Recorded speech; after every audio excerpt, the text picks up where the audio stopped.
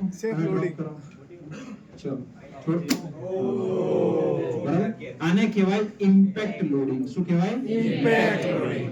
જો સમજો હવે આમાં ધ્યાનમાં રાખવા જેવી બાબત. લોડ તમે જોયું, સરફેસ જોઈ, બરાબર. આ ભાઈએ ફ્રી ફોલ કરાયો. આન્સર કરો, આ જે લોડ જે ટ્રાવેલ કર્યું છે કોઈ વેલોસિટી થી ટ્રાવેલ કર્યું હશે ને? કોઈ વેલોસિટી હશે ને? ગ્રેવિટી લોડ લાગે છે એના કારણે કોઈ વેલોસિટી હશે. કેવી રીતે શોધે આપણને આવડે છે? ન્યૂટનના નિયમ આવડે ને કે નહીં આવડે?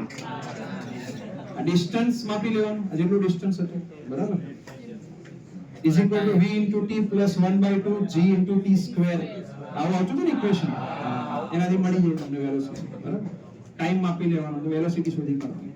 ચલો અહીંયા જો કોઈ વેલોસિટી હતી સર્ટેન, માની લો 10 મીટર પર સેકન્ડ ની હતી. કેટલી હતી? 10 મીટર. બરાબર, ફરી લો સેકન્ડ ટાઈમ ઉપર રાખો છો, દેખાય?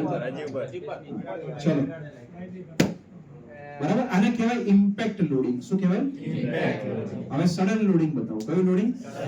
બરાબર, લો પકડો. હવે જો કશું જ નહીં કરવાનું, ખાલી સિમ્પલ આની પર મૂકી દેવાનું. જો હમણાં નહીં, t બરાબર 0 સેકન્ડ, અત્યારે t બરાબર 0 સમય છે. આ સરફેસ પર કોઈ લોડ છે? નથી. કોઈ લોડ છે? 0 છે. કેટલો છે? 0. બરાબર, અને માની લો આ છે 10 કિલોન્યુટન. કેટલું છે? 10 કિલોન્યુટન. મૂકી દો ભાઈ. t બરાબર 1 સેકન્ડ પર કેવો લોડ થઈ ગયો આની પર?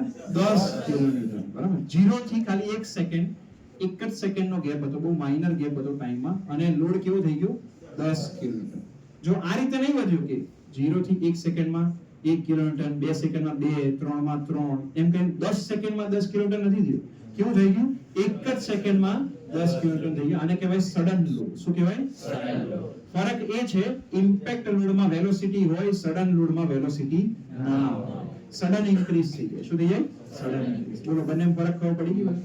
ખ્યાલ આવે કે નહીં આવે? ઓકે, ચલો, વેરી ગુડ.